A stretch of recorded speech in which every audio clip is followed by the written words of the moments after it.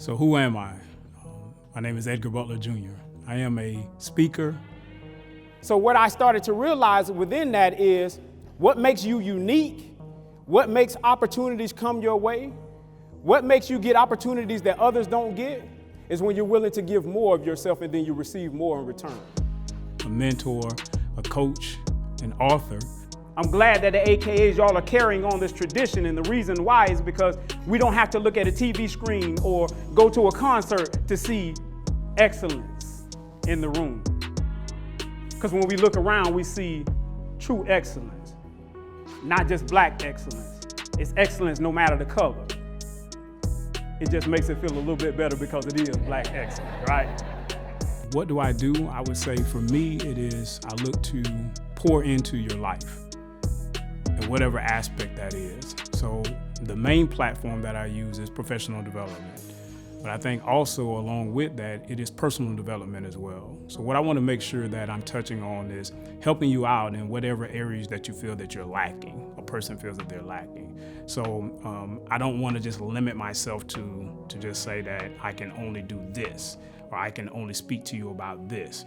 Again, they say the sum total of the 5 friends you hang around, so each one of them ended up dropping out. So what do you think I did?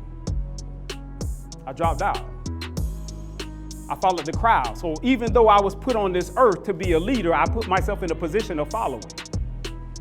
And what you have to realize is when you put yourself in a position of following, if you don't know who you're following, you could be led in the wrong direction. So I like to say that, as I'm coaching, as I'm speaking to the individual to help them prepare for being the best that they can possibly be in their personal life as well as their professional career. Part of that, I think, it comes from just having the gift of speaking. And that's why I don't limit it to, I can only speak to you about this. Again, I think that we all as speakers have niche areas that, this is the area that we can go to and this is what we feel most comfortable with. This is the thing that we may feel like we can become an expert in. But for the most part, I think that when people look at you as someone that can pour into their life, you need to be prepared to be able to speak to them about whatever the things is that they're lacking. And if there's some areas that you're not comfortable with, yes, you can bring in, direct them to another place, another person that may be, more in tune to that area. But for the most part, I think as a speaker, you need to just be prepared to pour into people's life. And that's the direction that I take when I'm looking to speak and coach to others.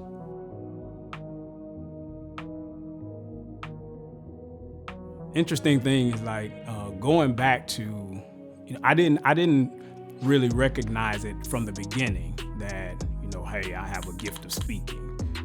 As I look back on my life now and I see that there were certain things coming up, I was never shy about being in plays. I would, at church, I was always, wanting to be involved with any type of presentations.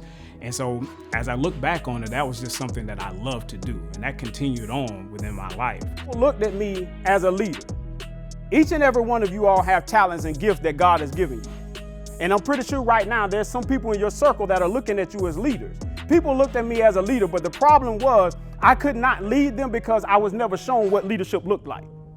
It wasn't until I actually, got into, my role within my professional career that I had a leader come to me and say, hey, have you ever thought about, executive coaching or coaching others? Because it seems like that's a passion of yours or something that you seem to be pretty good at. Like I was never taught how to be a leader. And so what I did in those instances, I started to gravitate towards people that I thought were leaders. But the problem was they were leading in the wrong environment. I gravitated to dope dealers. And so for me, those were the people that were successful. I didn't see a lot of successful African-American men, like going to work, going into a corporate environment, taking care of their families. Like I didn't really see that. And so from that standpoint, I was like, I never really thought about it in that way. So let me look into it a little bit further. And I really have to give credit to the leader because he encouraged me to step out and take a stronger look at this. And so I go back to sometimes saying some people can recognize gifts and talents in you that you may not see, in yourself from the beginning. Again, God has placed each and every one of you all, he's given you talents and abilities, every last one of you all. But if no one stands up in front of you and tell you how great that you can be, you'll settle. What's pushing you? What's pushing you to become all of this? The reason why, again, it's important for you to see this is because you have no excuse now. None whatsoever. There's a group of men right now that are standing in your midst, successful men in their own right. There's no excuse for you. So from that encouragement, from that inspiration, I actually started looking into it a little bit more and started diving into what is my passion? Like, what do I enjoy doing? And looking over my life, speaking and pouring into others is something that I just truly enjoy doing. That's a passion of mine. So from there, I started to say, okay, how can I expand this? Right? How can I be intentional about seeking out others to be able to help them in that way? So I started looking more into the public speaking realm. I actually went out and got a coach myself just to learn the art of speaking and develop it as a skill set. Mike Tyson hits Buster Douglas with a punch. Boom! Knocks him to the floor. No surprise to anybody. We expected this, right?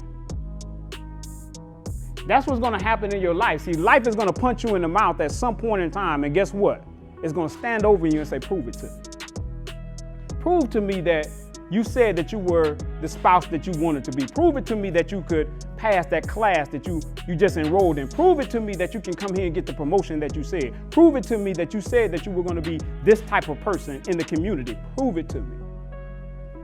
Because from what I see right now, I've won. That's what life is going to say to you.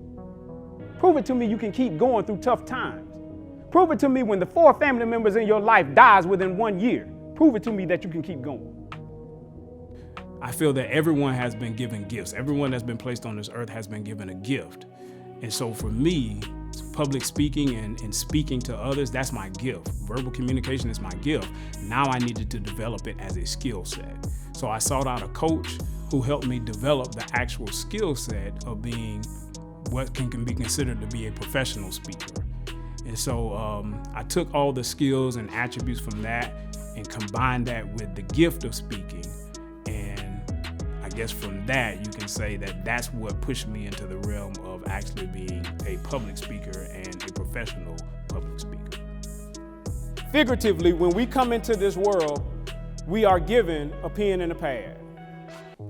Some people, they take their pen and their pad and they just doodle on it. You remember in school where you coloring all outside the lines, you just drawing for you don't have no direction, right? Some people, they go through life with that same mentality. Even as they get older, they just doodle. They only take what life has to give instead of giving life all they have to offer. No direction. Understanding what story you write leaves the legacy for you. So the first people are the ones that doodle. Again, no direction. Then there's others that take a lot of notes with their pen and their pad. And they admire the life of others, but never really going out and formulating the life that they want for themselves. They'll take a lot of notes, but never take action. But then you have those that say, I'm going to write the next great story within this world.